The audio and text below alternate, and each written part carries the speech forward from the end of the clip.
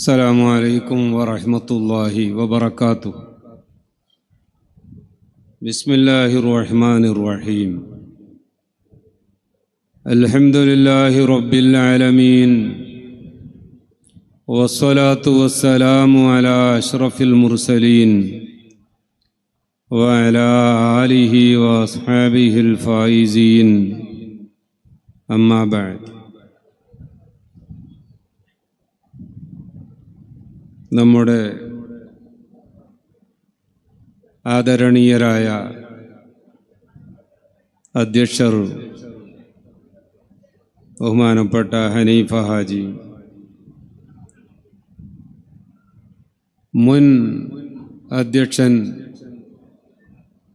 ബഹുമാനപ്പെട്ട കണച്ചൂർ മോണു ഹാജി, സെക്രട്ടറി ബഹുമാനപ്പെട്ട ശിഹാബുദ്ദീൻ സഖാഫി, മറ്റ് നമ്മുടെ ജമാഅത്തുകളും ട്രസ്റ്റുമായി ബന്ധപ്പെട്ട ലീഡർമാരെ, നേതാക്കന്മാരെ, സഹോദര സഹോദരിമാരെ, പ്രിയപ്പെട്ട മുതഅല്ലിമീങ്ങളെ, ഉലമാക്കളെ, ഉസ്താദുമാരെ, സഹൃദയരായ സഹോദര സഹോദരിമാർ, അല്ലാഹു സുബ്ഹാനഹു വ തആല നമ്മുടെ ഈ ഉറൂസ് മുബാറക് അതിൻ്റെ ആദ്യം മുതൽ അവസാനം വരെ നല്ല രീതിയിൽ നടത്തിക്കൊണ്ട്, അതുകൊണ്ട് ഈ നാടിനും ഇവിടെ വരുന്ന മോമിനീങ്ങൾക്കും മോമിനാത്തുകൾക്കും അതുപോലെ തന്നെ ഇതുമായി ബന്ധപ്പെട്ട് പ്രവർത്തിക്കുന്ന എല്ലാവർക്കും ദുനിയാവിലും ആഖിറത്തിലും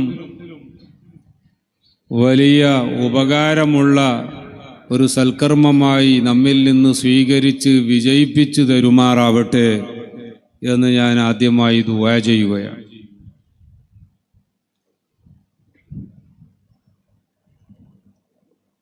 ഉറൂസിന് വേണ്ടി ഇവിടെ വരുമ്പോൾ എനിക്ക് 1990 ആ 1990 ഉറൂസാണ് ഓർമ്മ വരുന്നത്. ഞാൻ ആദ്യമായി ഉള്ളാളത്ത് വന്ന് ബഹുമാനപ്പെട്ട മർഹൂം താജുൽ ഉലമാ ഖദ്ദസല്ലാഹു സിർറഹുൽ അസീസ് മഹാനവർഗയുടെ കീഴിൽ ശരീഅത്ത് കോളേജിലെ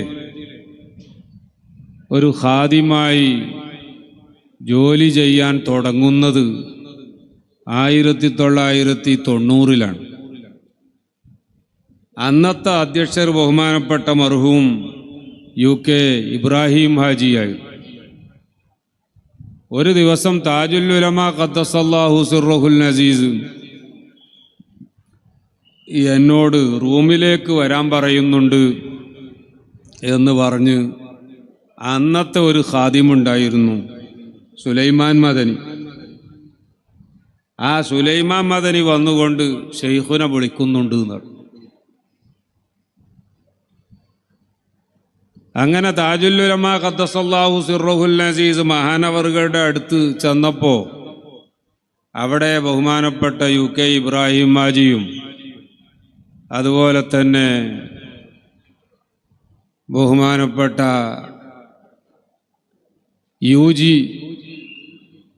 യുജിൻ്റെ പേരെന്തായിരുന്നു, UG ഹുസൈൻ ഹാജിയും അമ്മബ്ബ ഹാജിയും നമ്മുടെ മീസാഖ് ഖാദർ എന്നാണ് ഞങ്ങളൊക്കെ പറയൽ. എല്ലാവരും മരിച്ചുപോയി. അല്ലാഹു തആല അവരുടെയൊക്കെ ഖബർ സ്വർഗത്തോപ്പാക്കി കൊടുക്കട്ടെ. ഇവരെല്ലാവരും കൂടി ഒരുമിച്ച് ബഹുമാനപ്പെട്ട താജുൽ ഉലമാ ഉള്ളാൾ തങ്ങൾ അവറുകളോട് ഉറൂസ് നടത്തുന്നതിനെ സംബന്ധിച്ചുള്ള ചർച്ച നടത്തിക്കൊണ്ടിരിക്കുകയാണ്. ആ സമയത്താണ് ഖാദിമു വന്നുകൊണ്ട് നിങ്ങളെ ഷെയ്ഖുനെ വിളിക്കുന്നുണ്ട് എന്ന് പറഞ്ഞ് ഞാൻ ചെല്ലുന്നത്. അവിടെ ചെന്നപ്പോ എന്നോട് താജുൽ ഉലമ പറയുകയുണ്ടായി, ഈ കൊല്ലം ഇവിടെ ഉറൂസ് നടത്തേണ്ടതാണ്. അതിൻ്റെ കാര്യങ്ങളൊക്കെ തീരുമാനിക്കാൻ വേണ്ടിയാണ് കമ്മിറ്റിക്കാർ ഇവിടെ വന്നത്. ഈ കൊല്ലത്തെ ഉറൂസിന് ഉസ്താദുമാരെ ക്ഷണിക്കാനും മർഹൂം തായക്കോട് ഉസ്താദിനെയും അതുപോലെ കമ്മിറ്റിയിൽപ്പെട്ട UG ഹുസൈനാജിനെയും പിന്നെ വേറൊരാളൂടി ഉണ്ടായിരുന്നു, നമ്മളെ സിറാജ് ഹാജിൻ്റെ പൊടിയാക്കാന്ന് പറഞ്ഞു, പൊടിയബ്ബാജി. ഈ പൊടിയബ്ബാജി UGയും നിങ്ങളും കൂടി ഇവിടെ വയല് പറയേണ്ട ആളുകളെ മുഴുവൻ പോയിട്ട് ക്ഷണിക്കണം. മാത്രമല്ല അവരെയൊക്കെ ക്ഷണിച്ചാൽ പിന്നെ ഉറൂസിൻ്റെ സമയമാകുമ്പോൾ അവർ എപ്പോഴാണ് വരിക, ഏത് ട്രെയിനിനാണ് വരിക, ഏത് ട്രെയിനിനാണ് പോകുക, ഈ എല്ലാ കാര്യങ്ങളും നിങ്ങളാണ് ചെയ്യേണ്ടത്. അതിന് ഞാൻ നിങ്ങളെ ഏൽപ്പിച്ചിരിക്കുന്നു. ഞാനിവിടെ വന്ന ആ കൊല്ലം ആദ്യമായിട്ട് തന്നെ ബഹുമാനപ്പെട്ട താജുൽ ഉലമ നവ്വറല്ലാഹു മർക്കദഹു ഈ കമ്മിറ്റിയിലെ പ്രധാനപ്പെട്ട പ്രസിഡന്റ് അടക്കം, പ്രസിഡന്റും വൈസ് പ്രസിഡന്റുമാരും അടക്കമുള്ളവരുടെ മുമ്പിൽ വെച്ചിട്ട് എന്നെ ഏൽപ്പിക്കുകയാണ്. അതുകൊണ്ട് തന്നെ ആ കൊല്ലത്തെ 1990 ആ ഉറൂസുമായി ബന്ധപ്പെട്ട് ഒരുപാട് കാര്യങ്ങളിൽ ഇടപെടാൻ അല്ലാഹു തആല തൗഫീഖ് ചെയ്തു. അൽഹംദുലില്ലാഹ്. ആ ഒരു ഓർമ്മ പിന്നെ ഇവിടെ എപ്പോൾ വരുമ്പോഴും ആ ഓർമ്മ ഇങ്ങനെ മനസ്സിൽ തെളിഞ്ഞു വരികയാണ്. അതിനുശേഷം ഒരുപാട് അധ്യക്ഷന്മാർ വന്നു. ബഹുമാനപ്പെട്ട കണച്ചൂര് മോണു ഹാജി അടക്കമുള്ളവർ ഇവിടെ പ്രസിഡന്റുമാരായി അധ്യക്ഷന്മാരായി വന്നു. അൽഹംദുലില്ലാഹ്. അവരൊക്കെ ഈ ദീനുൽ ഇസ്ലാമിന് വേണ്ടി ചെയ്ത സേവനങ്ങളെ അല്ലാഹു തആല ഖബൂൽ ചെയ്യുമാറാവട്ടെ. ആ കൂട്ടത്തിൽ മരണപ്പെട്ടു പോയവരുടെയൊക്കെ ഖബർ അല്ലാഹു തആല സ്വർഗത്തോപ്പാക്കി കൊടുക്കട്ടെ.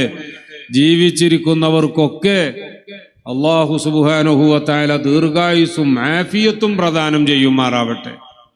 ഞാൻ ആ മുഖവുര കൂടുതലായി നീട്ടിപ്പറയുന്നില്ല. അൽഹംദുലില്ലാഹ്. നമ്മൾ ഈ 2025 ഇതാ വീണ്ടും ഉറൂസ് പരിപാടികൾ തുടങ്ങി. അത് തുടർന്ന് മുന്നോട്ട് പോയിക്കൊണ്ടിരിക്കുകയാണ്. അല്ലാഹു തആല ഇത് നമ്മൾ വിചാരിച്ചതിനേക്കാളും വലിയ വിജയമാക്കി തരുമാറാവട്ടെ. ഇതുമായി ബന്ധപ്പെട്ട് ഒരുപാട് ആളുകൾ പ്രവർത്തിക്കുന്നുണ്ട്. കമ്മിറ്റിക്കാർ ചിന്തിക്കേണ്ട ഞങ്ങളെ പവറ് കൊണ്ടാണ് ഈ ഉറൂസ് ഇവിടെ നടക്കുന്നത്. അവരങ്ങനെ ചിന്തിക്കുന്നല്ല ഞാൻ പറഞ്ഞതിൻ്റെ അർത്ഥം. കമ്മിറ്റിക്കാർ വേണം, അതിൻ്റെ പ്രസിഡന്റ് വേണം, സെക്രട്ടറി വേണം, മറ്റ് ഓഫീസ് ബെയറേഴ്സ് വേണം, സാധാരണക്കാരായ മെമ്പർമാർ വേണം, നാട്ടുകാർ വേണം. ഇനി ഈ നാട്ടുകാർ എല്ലാവരും കൂടി എന്നാൽ ഈ ഉറൂസ് വലിയ വിജയമാണ് എന്ന് പറയാൻ പറ്റുമോ?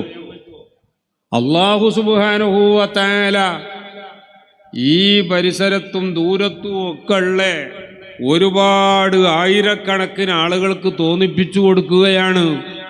ബഹുമാനപ്പെട്ട സയ്യിദു ഷരീഫ് മുഹമ്മദുൽ മദനി ഖദ്ദസല്ലാഹു സിർറഹുൽ അസീസ് ആ മഹാനവറുകളുടെ ഉറൂസ് നടക്കുമ്പോ അവിടെ പോയി സിയാറത്ത് ചെയ്യണം, അവിടത്തെ തബറുക്ക് വാങ്ങി വരണം. ആ ഉറൂസിനോടനുബന്ധിച്ച് അവിടെ നടത്തപ്പെടുന്ന മതപ്രസംഗ പരമ്പരയിൽ കൂടണം. എന്നിട്ട് ഇൽമു പഠിക്കണം. ആ പഠിക്കുന്ന ഇൽമു പരമാവധി ജീവിതത്തിൽ പകർത്തി അള്ളാഹുവിൻ്റെ ആ ഇഷ്ടദാസന്മാരിൽ ഉൾപ്പെടാൻ സാധിക്കണം. ഈ നല്ല നിയ്യത്തോടുകൂടി പ്രിയപ്പെട്ടവരെ പല നാടുകളിൽ നിന്നും ആളുകൾ വന്നു. അതെല്ലാവരും കൂടുമ്പോഴാണ് നമ്മുടെ ഉറൂസ് വിജയിക്കുന്നത്. അതുകൊണ്ട് തന്നെ ഇതുമായി ബന്ധപ്പെട്ട എല്ലാവർക്കും, അത് കമ്മിറ്റിയിൽ ഉള്ളവർക്കും കമ്മിറ്റിയിൽ ഇല്ലാത്തവർക്കും അതുപോലെ തന്നെ സ്ത്രീകൾക്കും പുരുഷന്മാർക്കും ഈ നാട്ടുകാർക്കും മറ്റുള്ള സ്ഥലങ്ങളിൽ നിന്ന് വരുന്നവർക്കും എല്ലാവർക്കും അല്ലാഹു തആല ബറക്കത്ത് ചെയ്യുമാറാവട്ടെ. ബഹുമാനപ്പെട്ട സയ്യിദ് മദനി തങ്ങൾ ഖദ്ദസല്ലാഹു സിർറഹുൽ അസീസ് ആ മഹാനവറുകളുടെ കൂടെ മറ്റ് മഹാന്മാരുടെ കൂടെ ഹബീബായ റസൂലുള്ളാഹി സ്വല്ലല്ലാഹു അലൈഹി വസല്ലമ തങ്ങളുടെ നേതൃത്വത്തിൽ ജന്നാത്തുൽ ഫിർദൗസിൽ ഒരുമിച്ച് കൂടാനുള്ള മഹാഭാഗ്യം തന്ന് അല്ലാഹു തആല നമുക്കും നമ്മുടെ മാതാപിതാക്കൾ, ഉസ്താദുമാർ, ഭാര്യ സന്താനങ്ങൾ, ബന്ധുമിത്രാദികൾ, ദുആ വസിയ്യത്ത് ചെയ്തവർ, ഇങ്ങനെയുള്ള നല്ല കാര്യങ്ങളിൽ നമ്മെ സഹായിക്കുന്നവർ, നമ്മോട് സഹകരിക്കുന്നവർ തുടങ്ങി എല്ലാവർക്കും അല്ലാഹു തആല തൗഫീഖ് നൽകി അനുഗ്രഹിക്കുമാറാവട്ടെ എന്നുകൂടി ദുആ ചെയ്യുകയാണ്. ഉറൂസിനോടനുബന്ധിച്ച മതപ്രസംഗ പരമ്പരയിൽ നിങ്ങൾക്ക് ഓരോ ദിവസവും വലിയ വലിയ ഉലമാക്കള് വളരെ പ്രധാനപ്പെട്ട പല സബ്ജക്റ്റുകളെപ്പറ്റിയും നല്ല വഴല് പറഞ്ഞു തന്നിട്ടുണ്ടാകും. ഇനിയും ഇൻഷാ അല്ലാഹ് ഉറൂസിന്റെ അവസാന ദിവസം വരെ ആലിമീങ്ങൾ വന്ന് നിങ്ങൾക്ക് കാര്യമായ വിഷയങ്ങൾ നന്നായി പറഞ്ഞു തരും. ഉറൂസിന് വരുന്നവര് ശ്രദ്ധിക്കേണ്ടത് ഈ ലൈറ്റും ഈ ഡെക്കറേഷനും അതൊക്കെ കണ്ട് അങ്ങോട്ട് പോകാനല്ല ഉറൂസിന് വരുമ്പോൾ ശ്രദ്ധിക്കേണ്ടത്. അല്ലെങ്കിൽ റോഡ് സൈഡിൽ ഏതൊക്കെ സ്റ്റാളുകളിൽ എന്തൊക്കെ പാനീയങ്ങളാണ്, സർബത്തുകളാണ്, ജ്യൂസുകളാണ് കിട്ടുക, അതൊക്കെ വാങ്ങി കുടിക്കണം. ഇതിനല്ല ഉറൂസിന് വരുന്ന ആളുകൾ ശ്രദ്ധിക്കേണ്ടത്. അതേസമയം അതൊക്കെ അവിടെ നടക്കുകയും വേണം. കാരണം കച്ചവടക്കാർക്ക് കച്ചവടം ചെയ്താലല്ലേ അവരുടെ കുടുംബം പോറ്റാൻ റിസ്ക് ലഭിക്കുകയുള്ളൂ. അതുകൊണ്ട് ആവശ്യമുള്ള സാധനങ്ങൾ അവർ കൊണ്ടുവന്ന് കച്ചവടം ചെയ്യണം. ആവശ്യക്കാർ അത് വാങ്ങി അവരെ സഹായിക്കുകയും വേണം. നമ്മുടെ മക്കൾക്കും കുടുംബത്തിനും ഒക്കെ ഉള്ള ആവശ്യങ്ങൾ നമ്മൾ ഇതുപോലെ അത് ഉള്ള കടകളിൽ ചെന്ന്, ഷോപ്പുകളിൽ ചെന്ന് വാങ്ങി നമ്മുടെ കുടുംബത്തോടുള്ള കടപ്പാട് വീട്ടുകയും ഒക്കെ വേണം. എന്നാൽ ഇവിടത്തെ ഈ ലൈറ്റും ഭംഗിയും ഈ തോരണങ്ങളും ഇതൊക്കെ കണ്ട് ഇവിടെ എത്രമാത്രം സ്റ്റാളുകളുണ്ട് അതിൻ്റെ കണക്കൊക്കെ എടുത്ത് പോവുകയല്ല ഉറൂസിന് വരുന്നവർ ഏറ്റവും പ്രാധാന്യത്തോടെ കാണേണ്ടത്. മറിച്ച് അവിടെ നടക്കുന്ന ഇൽമിൻ്റെ മജ്ലിസുകളിൽ എന്തൊക്കെ വിഷയങ്ങളാണ് ഓരോ ദിവസവും വലിയ വലിയ ഉസ്താദുമാർ വന്ന് പറഞ്ഞ് പഠിപ്പിച്ചു തരുന്നത്. അത് പഠിച്ചുകൊണ്ട് നമുക്ക് ഇൽമ് വർദ്ധിപ്പിക്കണം. നമ്മുടെ ജീവിതത്തിൽ പകർത്തേണ്ട കാര്യങ്ങൾ നമ്മൾ ജീവിതത്തിൽ പകർത്തണം. അങ്ങനെ അല്ലാഹു സുബ്ഹാനഹു വ തആല കൽപ്പിച്ച കാര്യങ്ങൾ ജീവിതത്തിൽ അനുസരിക്കുന്നവരായും അല്ലാഹു തആല വിലക്കിയ കാര്യങ്ങളിൽ നിന്ന് വിട്ടുനിൽക്കുന്നവരായും നമ്മൾ അല്ലാഹുവിന്റെ പൊരുത്തം നേടിയവരായി മാറാനാകണം ഈ ഉറൂസിന് വരുന്നവര് ഏറ്റവും വലിയ ശ്രദ്ധ നൽകേണ്ടത് എന്നുകൂടി ഉണർത്തുകയാണ്. ആകയാൽ പുറത്ത് വെറുതെ നിൽക്കുന്നവർ ആരെങ്കിലും ഉണ്ടെങ്കിൽ അവർക്ക് പഠിക്കണം എന്ന് ആഗ്രഹം ഉണ്ടാവും, അതിന് ദൂരെ നിന്നാ മതി എന്ന് മനസ്സിലാക്കുന്നവരുണ്ടെങ്കിൽ അവരോട് ഞാൻ പറയാണ്, നമ്മുടെ ഈ മൈക്ക് സെറ്റും ലൗഡ് സ്പീക്കറും ഒക്കെ ഉള്ളത് കൊണ്ട് ദൂരത്തേക്ക് കേൾക്കുമെങ്കിലും ആ ദൂരത്തുനിന്ന് കേട്ടാലും ഈ പറയുന്ന കാര്യങ്ങളൊക്കെ മനസ്സിലാകും എങ്കിലും ഈ മജ്ലിസിൽ വന്ന് ഇരിക്കുമ്പോ അത് റൗളത്തും മിൻ റിയാദിൽ ജന്ന, നമ്മൾ സ്വർഗത്തിൽ കയറിയിരിക്കും പോലെ ആയിട്ടാണ് അല്ലാഹു തആലാന്റെ അടുക്കൽ അത് രേഖപ്പെടുത്തപ്പെടുക. ആകയാൽ ഈ പറയുന്ന കാര്യങ്ങളൊക്കെ ശ്രദ്ധിക്കണം എന്നൊക്കെ ആഗ്രഹിച്ച് വന്നവർ മറ്റെവിടെയെങ്കിലും പോയി ഇരിക്കുന്നവരുണ്ടെങ്കിൽ അവര് മജ്ലിസിലേക്ക് വന്ന് ഈ മജ്ലിസിൽ ഒഴിവുള്ള സീറ്റുകളിൽ വന്ന് ഇരുന്ന് നമ്മുടെ മജ്ലിസ് ഒന്നുകൂടി ഭംഗിയാക്കി തരണം എന്ന് ഞാൻ അവരോട് അപേക്ഷിക്കുകയാണ്. ഈ ഉറൂസ് നടക്കുമ്പോൾ മറ്റൊരു കാര്യം എനിക്ക് പറയാതിരിക്കാൻ നിർവാഹമല്ല. ബഹുമാനപ്പെട്ട മർഹൂം താജുൽ ഉലമ ഖദ്ദസല്ലാഹു സിർറഹുൽ അസീസ്. ഇങ്ങനത്തെ ഒരു വലിയ നേതാവിനെ ഞാൻ എൻ്റെ ജീവിതത്തിൽ കണ്ടിട്ടില്ല. സുബ്ഹാനല്ലാഹ്, ഒരു മാസത്തോളം നീണ്ടു നിൽക്കുന്ന ഉള്ളാളത്ത് ഉറൂസിന്റെ സമയത്ത് 2-3 മണിക്കൂർ നീളുന്ന ഈ വഅള് പരമ്പരയിൽ അത് ഇശാ നിസ്കാരം കഴിഞ്ഞാൽ മർഹൂം ബഹുമാനപ്പെട്ട സയ്യിദ് മദനി ഖദ്ദസല്ലാഹു സിർറഹുൽ അസീസ് മഹാനവർകളെ സിയാറത്ത് ചെയ്ത് താജുൽ ഉലമയുടെ നേതൃത്വത്തിൽ ഈ ഉലമാക്കളും ലീഡർമാരും ഒക്കെ സ്റ്റേജിലേക്ക് അങ്ങ് വന്നാൽ പിന്നെ ആ സ്റ്റേജിൽ നടക്കുന്ന വഅളും ദുആവും അവസാനം സ്വലാത്ത് ചൊല്ലി സഭ പിരിയുന്നതുവരെ ഇരിക്കുന്ന ബഹുമാനപ്പെട്ട താജുൽ ഉലമ ഖദ്ദസല്ലാഹു സിർറഹുൽ അസീസ് മഹാനവറുകൾ ഇന്ന് നമ്മുടെ കൂടെ ഇല്ല. അവിടത്തെ പൊന്നോമന പുത്രനായിരുന്ന ബഹുമാനപ്പെട്ട ഖുർറത്തുസ്സാദാത്ത് നമ്മുടെ ഖാദിയായിരുന്നു, നമുക്ക് നേതൃത്വം നൽകിയ ആളായിരുന്നു. പക്ഷേ ഇന്ന് അദ്ദേഹവും നമ്മുടെ കൂടെയില്ല. അല്ലാഹു തആല അവരുടെയൊക്കെ ദറജ ഉയർത്തിക്കൊടുക്കുമാറാവട്ടെ. അവരെയൊക്കെ ഈ സന്ദർഭത്തിൽ ഓർമ്മ വരികയാണ്. ബഹുമാനപ്പെട്ട സയ്യിദ് മദനി ശരീഅത്ത് കോളേജിലെ മുദരിസുമാരായിരുന്ന ബഹുമാനപ്പെട്ട താഴേക്കോട് ഉസ്താദിനെയും അതുപോലെ തന്നെ ബൈത്താർ ഉസ്താദിനെയും അതേപോലെ തന്നെ അഹമ്മദ് ബാബ ഉസ്താദിനെയും സൈദാലി തങ്ങൾ അടക്കമുള്ള ഉസ്താദുമാരെയും ഈ അവസരത്തിൽ എനിക്ക് ഓർക്കാതിരിക്കാൻ പറ്റുന്നില്ല. പടച്ചവനെ, ഞങ്ങളിൽ നിന്ന് വിട്ടുപോയ ആ മാതാപിതാക്കൾ, ഉസ്താദുമാർ, മശായിഖുമാർ, ഞങ്ങളുടെ നേതാക്കൾ, അവരുടെയൊക്കെ ഖബർ സ്വർഗത്തോപ്പാക്കി കൊടുക്കണേ അല്ലാ. അവരുടെയൊക്കെ ദറജ നീ ഉയർത്തിക്കൊടുക്കണേ അല്ലാ. നമ്മൾ ഇങ്ങനെ ഒരു സന്തോഷത്തിന്റെ സമയത്ത് അവരെ ഓർക്കാഞ്ഞാൽ പിന്നെ നമ്മൾ എന്തിനാണ് ഈ ഒരുമിച്ച് കൂടുന്നത്? ആ മഹാന്മാരെ ഒക്കെ ഓർക്കുമ്പോഴേ പരിശുദ്ധ ഖുർആൻ പറഞ്ഞതിന് നമ്മൾ അനുസരിച്ചവരാവുകയുള്ളൂ. ഖുർആൻ യഥാർത്ഥ മുഅ്മിനീങ്ങളെപ്പറ്റി നമ്മോട് പരിചയപ്പെടുത്തുന്നത് നോക്കൂ നിങ്ങൾ. വല്ലദീന ജാഊ മിൻ ബഅദിഹിം യഖൂലൂന റബ്ബനാ ഇഗ്ഫിർ ലനാ വലിഇഖ്വാനിന അല്ലദീന സബഖൂനാ ബിൽ ഈമാൻ വലാ തജ്അൽ ഫീ ഖുലൂബിനാ ഗില്ലൻ ലില്ലദീന ആമനൂ റബ്ബനാ ഇന്നക റഊഫുർ റഹീം. മുഅ്മിനീങ്ങൾ അവര് ഏത് സന്ദർഭങ്ങളിലും ഒരുമിച്ച് കൂടുമ്പോഴും, അവരെ വീട്ടിൽ കല്യാണം ഉണ്ടാകുമ്പോഴും, അവരുടെ നാട്ടിൽ മതപ്രസംഗ പരമ്പരകൾ ഉണ്ടാകുമ്പോഴും, അതുപോലെ തന്നെ അവരുടെ പരിസരത്ത് ഉറൂസ് നടക്കുമ്പോഴും, ഏത് സന്തോഷത്തിന്റെ മുഹൂർത്തങ്ങൾ ഉണ്ടാകുമ്പോഴും മുഅ്മിനീങ്ങളുടെ സ്വഭാവം അവര് ആ ഒരുമിച്ച് കൂടുന്ന മജ്ലിസിലൊക്കെ ദുആ ചെയ്യും. എന്താണ് അവരുടെ ദുആ എന്നറിയാമോ? റബ്ബനാ ഇഗ്ഫിർ ലനാ, പടച്ചോനെ ഞങ്ങളൊക്കെ മനുഷ്യന്മാരാണ്, ഞങ്ങൾ കമ്മിറ്റിന്റെ അധ്യക്ഷനായതുകൊണ്ട് ഞാൻ പെർഫെക്റ്റ് ആണ്, അല്ലെ സെക്രട്ടറി ആയതുകൊണ്ട് ഞാൻ എല്ലാം തികഞ്ഞവനാണ്, അല്ലെങ്കിൽ ഞാൻ മെമ്പർ ആയതുകൊണ്ട് ഉഷാറാണ്, അല്ലെങ്കിൽ ഞാൻ ഉസ്താദായതുകൊണ്ട്, ഞാൻ പ്രിൻസിപ്പാൾ ആയതുകൊണ്ട് ഇനി എന്നെക്കാൾ വലിയ ആള് വേറെ ആരുമില്ല എന്ന് ചിന്തിക്കുന്നവരല്ല മുഅ്മിനീങ്ങൾ.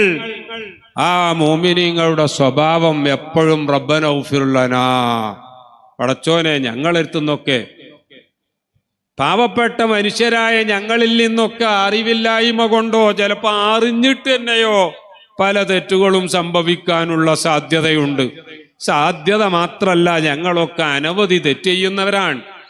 അറിയാതെ തെറ്റ് സംഭവിക്കാറുണ്ട് എന്നല്ല, അറിഞ്ഞു തന്നെ അനവധി തെറ്റ് ചെയ്യുന്നവരാണ് റബ്ബേ. അതുകൊണ്ട് ഞങ്ങൾക്ക് പൊരുത്തപ്പെട്ടു തരണം. ഞങ്ങളെ അതിന്റെ പേരിൽ നീ ശിക്ഷിക്കരുത്, ഞങ്ങളെ നാളെ അതിന്റെ പേരിൽ നീ പിടികൂടരുത്, ഞങ്ങളെ രക്ഷപ്പെടുത്തി തരണം, ഞങ്ങൾക്ക് പൊരുത്തപ്പെട്ടു തരണം എന്ന് എല്ലാ മജ്ലിസിലും ദുആർക്കും. അവർക്ക് വേണ്ടി മാത്രമല്ല, ഖുർആൻ തൊട്ടടുത്ത് പറയുന്നു, വലിഇഖ്വാനിനല്ലദീന സബഖൂനാ ബിൽ ഈമാൻ. ഞങ്ങളുടെ മുൻഗാമികൾ ഇത്തരം സംഗതികളൊക്കെ ഞങ്ങളുടെ മുമ്പ് വളരെ ഭംഗിയായി നിർവഹിച്ച് അവര് നേതൃത്വം നൽകി, അവര് ഇതിനൊക്കെ വേണ്ടതുപോലെ അവരുടെ ജീവിതകാലം മുഴുവൻ അധ്വാനിച്ച് പ്രവർത്തിച്ച് അവര് വിരിച്ച പായയിലേക്ക് കിടക്കാനാണ് ഞങ്ങൾ ഇന്ന് വന്നത്. അതുകൊണ്ട് അവരെ മറന്നിട്ട് ഞങ്ങൾക്കൊരു ജീവിതം പറ്റൂല പടച്ചോനെ. അതുകൊണ്ട് അവരെയും നീ നിന്റെ റഹ്മത്ത് കൊണ്ട് പൊതിയണം. അവരെ ഭാഗത്തുനിന്ന് എന്തെങ്കിലും തകരാറുണ്ടായിട്ടുണ്ടെങ്കിൽ, അവരെ ഭാഗത്തുനിന്ന് എന്തെങ്കിലും കുഴപ്പങ്ങളോ അല്ലെങ്കിൽ അവരിൽ നിന്ന് ദോഷങ്ങളോ സംഭവിച്ചിട്ടുണ്ടെങ്കിൽ പടച്ചവനെ നീ അവർക്കും പുറത്തു കൊടുക്കണം എന്ന് പറഞ്ഞ് ദുആ ചെയ്യുന്നവരാണ് യഥാർത്ഥ മൂമിനീങ്ങൾ എന്ന് ഖുർആൻ പഠിപ്പിച്ചിട്ടുണ്ടെങ്കിൽ, അതാണ് പ്രിയപ്പെട്ടവരെ ഞാൻ എൻ്റെ പ്രസംഗത്തിന്റെ തുടക്കത്തിൽ ഇവിടെ കഴിഞ്ഞുപോയ എനിക്ക് ഓർമ്മയുള്ളവരിൽ കുറെ ആളുകളെയൊക്കെ പറഞ്ഞത്. എനിക്ക് ഓർമ്മയുള്ളവരെ തന്നെ എണ്ണിയാൽ ഇന്നത്തെ വയല് പിന്നെ വഖഫിന്റെ അമെൻമെന്റ് അല്ലെങ്കിൽ ഭേദഗതിയിലെ അപകടങ്ങളൊന്നും പിന്നെ ഇവിടെ ചർച്ച ചെയ്യാൻ സമയം ഉണ്ടാവൂല. ഈ നാട്ടിൽ അല്ലാഹു തആല ബർക്കത്ത് ചെയ്യട്ടെ, ഈ മഹല്ലിൽ അല്ലാഹു തആല ബർക്കത്ത് ചെയ്യട്ടെ. ഈ മഹല്ലിലെ ജനങ്ങൾക്കൊക്കെ സുന്നത്തിയമായത്തനുസരിച്ച് ജീവിക്കാൻ, സുന്നത്തിയമായത്തനുസരിച്ച് ഈ മഹല്ലിനെ മുന്നോട്ട് കൊണ്ടുപോകാൻ, പരസ്പരം സഹകരിച്ച് പ്രവർത്തിക്കാനും ജീവിക്കാനും അഭിപ്രായ വ്യത്യാസങ്ങളൊക്കെ നല്ല നിലക്ക് പറഞ്ഞു പരിഹരിക്കാനും അതുവഴി മറ്റുള്ള മഹല്ലുകൾക്കൊക്കെ മാതൃകയാകുന്ന ശരിയായ ഉള്ള മഹല്ലായി ഈ ഉള്ളാളത്തെ മാറ്റാൻ അല്ലാഹു തആല എല്ലാവർക്കും തൗഫീഖ് നൽകുമാറാവട്ടെ. ഇനി ഞാൻ എൻ്റെ വിഷയത്തിലേക്ക് കടക്കുകയാണ്.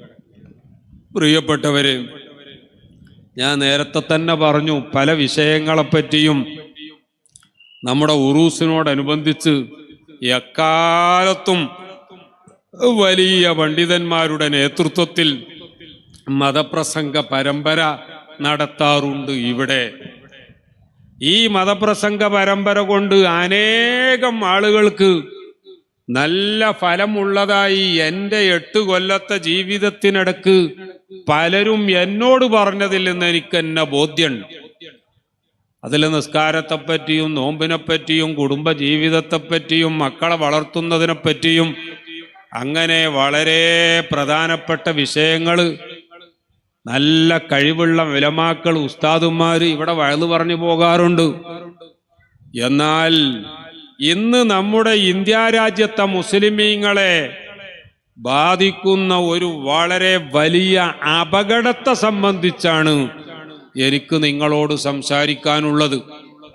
പ്രിയപ്പെട്ടവരെ, നിങ്ങൾക്കറിയാമോ, ദീനുൽ ഇസ്ലാം ബഹുമാനപ്പെട്ട ഹബീബായ റസൂലുള്ളാഹി സ്വല്ലല്ലാഹു അലൈഹി വസല്ലമ തങ്ങൾ ഈ ദീനുൽ ഇസ്ലാമിലേക്ക് ദഅവത്ത് നടത്തിയ കാലത്ത് അള്ളാഹുവിന്റെ റസൂലിനെ സഹായിക്കാൻ, സാമ്പത്തികമായി സഹായിക്കാനോ അല്ലാത്ത നിലക്ക് സഹായിക്കാനോ വിരലുകൊണ്ട് എണ്ണാൻ പറ്റിയ 5 or 10 ആളുകൾ മാത്രമേ ഉണ്ടായിരുന്നുള്ളൂ. എന്നാൽ വലിയ വലിയ പണക്കാരും രാഷ്ട്രീയക്കാരും ഒക്കെ റസൂലുള്ളാഹി സ്വല്ലല്ലാഹു അലൈഹി വസല്ലമ തങ്ങളെയും ആ കൂടെയുള്ള കുറഞ്ഞ വിശ്വാസികളെയും എല്ലാ അർത്ഥത്തിലും ആക്രമിക്കാനും അവരെ ഇല്ലായ്മ ചെയ്യാനും ഈ ദീനുൽ ഇസ്ലാമിന്റെ വെളിച്ചത്തെ ഊതിക്കെടുത്താനും അവരുടെ എല്ലാ ശ്രമങ്ങളും നടത്തുകയാണ്. റസൂലുള്ളാഹി സ്വല്ലല്ലാഹു അലൈഹി വസല്ലമ തങ്ങൾക്കും കൂട്ടർക്കും മക്ക വിട്ടുകൊണ്ട് മദീനയിലേക്ക് ഹിജ്റ പോകേണ്ടി വന്ന അവസ്ഥ വരെ നമുക്കറിയാം. കാരണം മക്കത്ത് എല്ലാവരും ദീനുൽ ഇസ്ലാമിനും അതിന്റെ നബി സ്വല്ലല്ലാഹു അലൈഹി വസല്ലമ തങ്ങൾക്കും അനുയായികൾക്കും എതിരായിരുന്നു. മദീനക്കാർ അള്ളാഹുവിന്റെ റസൂലിനെ സ്വീകരിച്ചുകൊണ്ട് നിങ്ങൾ ഞങ്ങളെ നാട്ടിലേക്ക് വരൂ, അഖിം മഅനാ ഫിൽ അദദി വൽ ഉദദി, അങ്ങേക്ക് വേണ്ട സഹായം, അങ്ങേക്ക് വേണ്ട സന്നാഹം, സൗകര്യങ്ങളെല്ലാം ഞങ്ങൾ ചെയ്തു തരാം എന്ന് പറഞ്ഞ് അവര് മദീനയിലേക്ക് ക്ഷണിച്ചു കൂട്ടിക്കൊണ്ടു പോവുകയാണ്. പ്രിയപ്പെട്ടവരെ, അവിടെ ചെന്ന റസൂലുള്ളാഹി സ്വല്ലല്ലാഹു അലൈഹി വസല്ലമ തങ്ങള് ദീനീ ദഅവത്തിന് വേണ്ടിയുള്ള സഹായം ഏതൊക്കെ വിധേന ജനങ്ങളിൽ നിന്ന് ലഭിക്കുമോ ആ രീതിയിലൊക്കെ അവരോട് സഹായിക്കാൻ പറഞ്ഞു. അപ്പോഴാണ് പരിശുദ്ധ ഖുർആൻ ഇറങ്ങുന്നത്, ലൻ തനാലുൽ ബിർറ ഹത്താ തുൻഫിഖൂ മിമ്മാ തുഹിബ്ബൂൻ. നിങ്ങൾ ഏറ്റവും ഇഷ്ടപ്പെടുന്ന സമ്പത്ത്, നിങ്ങൾക്ക് ഏറ്റവും ഇഷ്ടപ്പെടുന്ന പ്രോപ്പർട്ടി, അത് ദീനുൽ ഇസ്ലാമിന് വേണ്ടി നിങ്ങൾ ചെലവഴിക്കാൻ തയ്യാറാകുമ്പോഴേ നിങ്ങൾ നന്മ ചെയ്തവരാവുകയുള്ളൂ, നിങ്ങൾ നല്ല കാര്യം ചെയ്തവരാവുകയുള്ളൂ. നിങ്ങൾക്ക് ഏറ്റവും ഇഷ്ടപ്പെട്ട സ്വത്ത് അത് ഈ ദീനുൽ ഇസ്ലാമിന് വേണ്ടി ചെലവഴിക്കാൻ നിങ്ങൾ തയ്യാറാകണം എന്ന് പറഞ്ഞ ഖുർആനിക സൂക്തം അവതരിപ്പിച്ചപ്പോ അള്ളാഹുവിന്റെ റസൂല് സ്വഹാബാക്കളോട് പറഞ്ഞു, സ്വഹാബാക്കളെ, പരിശുദ്ധ ഖുർആൻ ഇതാ നിങ്ങൾക്ക് ഒരു ഉത്തരവ് നൽകിയിരിക്കുകയാണ്. നിങ്ങൾക്ക് ഏറ്റവും ഇഷ്ടപ്പെട്ട സമ്പത്ത് അത് നിങ്ങൾ ദീനുൽ ഇസ്ലാമിന് വേണ്ടി വഖഫ് ചെയ്യണം എന്ന് പറയുകയാണ്. ബഹുമാനപ്പെട്ട അബൂ ത്വൽഹ റളിയല്ലാഹു അൻഹു അതാ തൻ്റെ ഏറ്റവും പ്രസിദ്ധമായ ഏറ്റവും വില കൂടിയ ഇന്നത്തെ കണക്കിന് കോടിക്കണക്കിന് രൂപ മൂല്യമുള്ള തൻ്റെ ബൈറുഹാ എന്ന് പറയുന്ന വലിയ ഒരു തോട്ടം നിറയെ ഈത്തപ്പനകളുണ്ട്. മാത്രമല്ല ഇടവിളകളായി മുന്തിരിയുണ്ട്, നല്ല ജലസേചന സംവിധാനമുണ്ട്, ഇറിഗേഷനുണ്ട്. മദീനയിലെ ഏറ്റവും വില കൂടിയതും ഏറ്റവും മുന്തിയതുമായ തോട്ടം. അല്ലാഹുവിന്റെ റസൂല് പറഞ്ഞു, ദീനുൽ ഇസ്ലാമിന് വേണ്ടി ഏറ്റവും ഇഷ്ടപ്പെട്ട സമ്പത്ത് നിങ്ങൾ വഖഫ് ചെയ്യണം. അബൂ ത്വൽഹ റളിയല്ലാഹു അൻഹു അതാ ആ ബീറുഹാ അല്ലെങ്കിൽ ബൈറുഹാ എന്ന് പറയുന്ന തോട്ടം വഖഫ് ചെയ്യുകയാണ്. ബഹുമാനപ്പെട്ട ഉമർ ഇബ്നുൽ ഖത്താബ് റളിയല്ലാഹു അൻഹു, പ്രിയപ്പെട്ടവരെ, ഖൈബറിൽ ബഹുമാനപ്പെട്ടവർക്ക് ലഭിച്ച വലിയ ഒരു ഭൂമി, എത്രയോ ഏക്കറുകളുള്ള ഭൂമി എന്ന് മാത്രമല്ല ഏറ്റവും നല്ല കൃഷി നടത്തപ്പെട്ടിരുന്ന ഭൂമി ബഹുമാനപ്പെട്ടവരതാ ദീനുൽ ഇസ്ലാമിന് വേണ്ടി വഖഫ് ചെയ്യുകയാണ്. റസൂലുള്ളാഹി സ്വല്ലല്ലാഹു അലൈഹി വസല്ലമ തങ്ങൾ പിന്നെയും സ്വഹാബാക്കളോട് ഉത്ബോധനം നടത്തുകയാണ്. ഒരിക്കൽ അള്ളാന്റെ റസൂൽ അവരോട് വഅദ് പറഞ്ഞ കൂട്ടത്തിൽ പറഞ്ഞു, ഇദാ മാത്തൽ ഇൻസാനു ഇൻഖത അമലുഹു ഇല്ലാ മിൻ തലാസ്. വലിയ ധനാഢ്യനാണ്, കോടീശ്വരനാണ്, ലോകത്തെ വറപ്പിച്ച അമേരിക്കൻ പ്രസിഡന്റാണ്, അല്ലെങ്കിൽ ലോകത്തെ മുതലാളിമാരുടെ കൂട്ടത്തിലെ നമ്പർ 1 ആണ് എന്ന് ലോകത്തെ തന്നെ റെക്കോർഡ് ബുക്കിൽ രേഖപ്പെടുത്തപ്പെട്ട ആളാണ്. പക്ഷേ എത്ര വലിയ മുതലാളിയായിട്ടും ബില്യണറായിട്ടും മില്യണറായിട്ടും കാര്യമില്ല.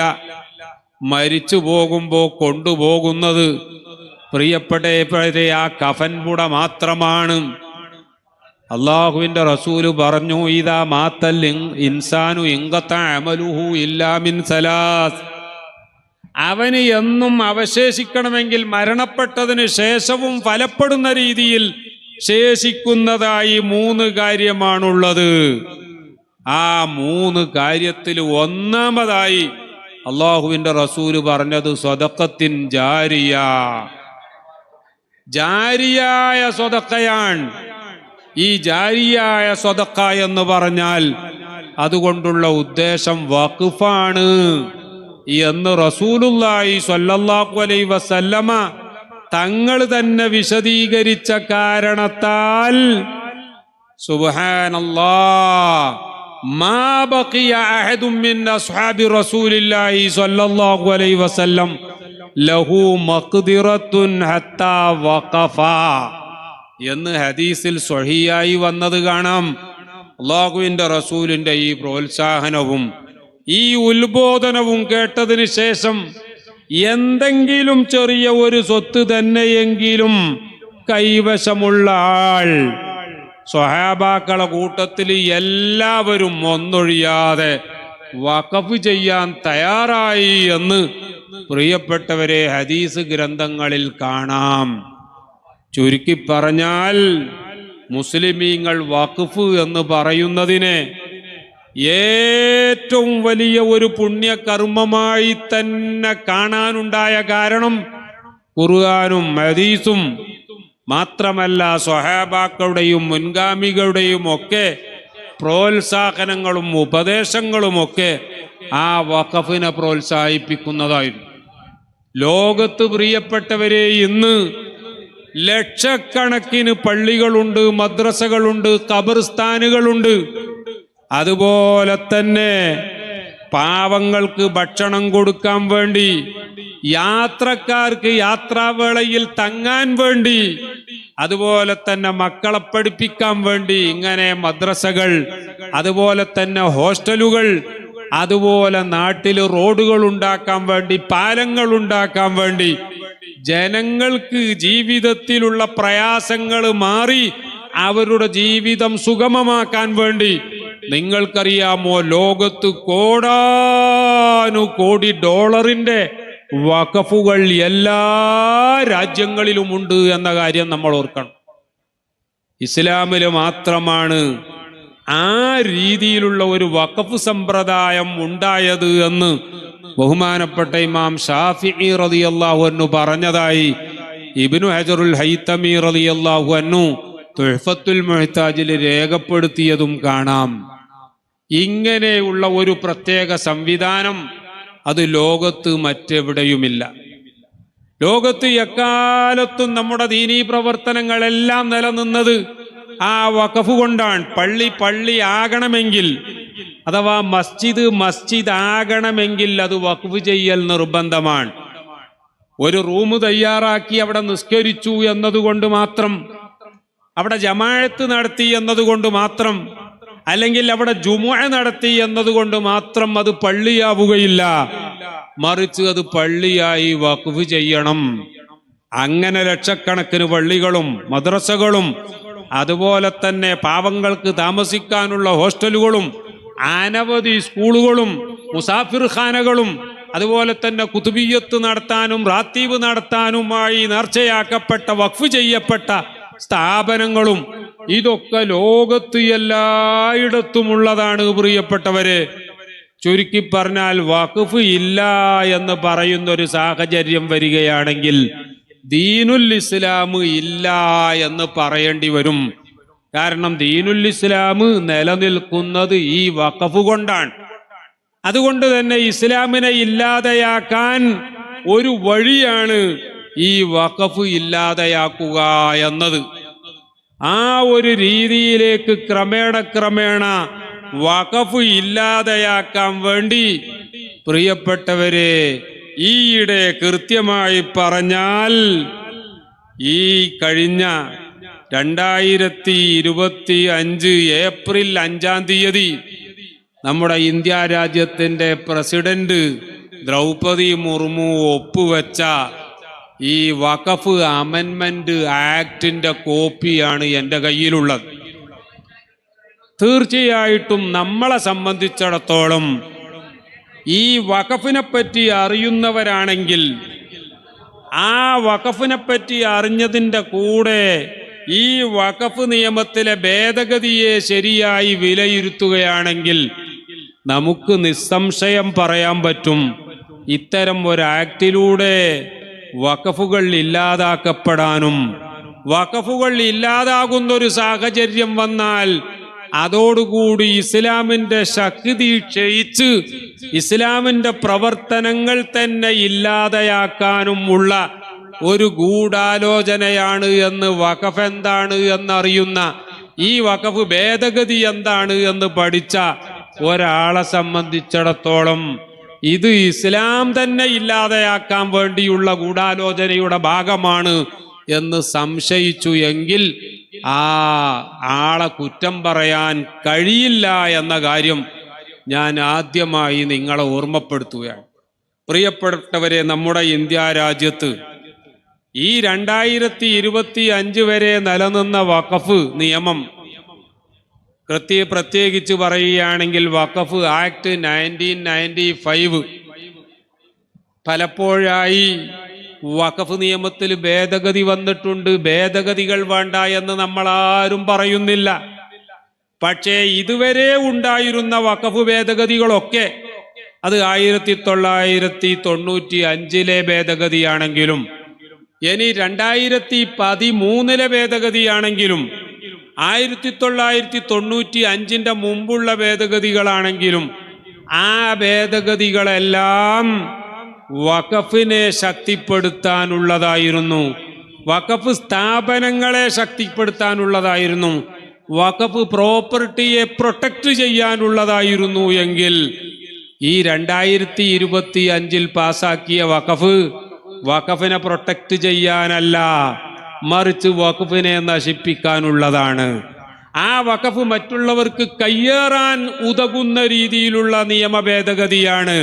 വഖഫിനെ തീർത്തും എലിമിനേറ്റ് ചെയ്യാൻ, ഇല്ലാതെയാക്കാനുള്ള ഒരു ഭേദഗതിയാണ് എന്ന് വളരെ ചുരുങ്ങിയ രീതിയിൽ കുറഞ്ഞ സമയം കൊണ്ട് ഞാൻ നിങ്ങളുടെ മുന്നിൽ അവതരിപ്പിക്കും. ഇന്ന് തന്നെ നമ്മുടെ സഅദി ഉസ്താദ് അവറുകൾ അദ്ദേഹവും കൂടി നിങ്ങളെ അഭിസംബോധന ചെയ്യാനുണ്ട്. അതുകൊണ്ട് ഞാൻ ദീർഘമായി സംസാരിക്കുന്നില്ല. നോക്കൂ, നിങ്ങൾ ഈ 2025 വരെ അതിൻ്റെ മുമ്പുള്ള നിയമങ്ങളൊക്കെ വഖഫിനെ ശക്തിപ്പെടുത്താൻ വേണ്ടിയായിരുന്നു.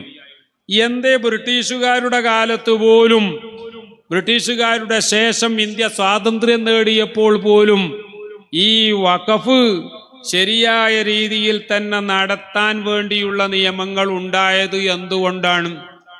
മറ്റൊന്നുമല്ല, ബ്രിട്ടീഷുകാരുടെ കാലത്ത് എന്നല്ല, അതിൻ്റെ മുമ്പ് തന്നെ ഈ രാജ്യത്ത് മുസ്ലിമീങ്ങൾ ഈ രാഷ്ട്രത്തിൻ്റെ നിർമ്മാണത്തിൽ വലിയ സംഭാവന ചെയ്തവരാണ്.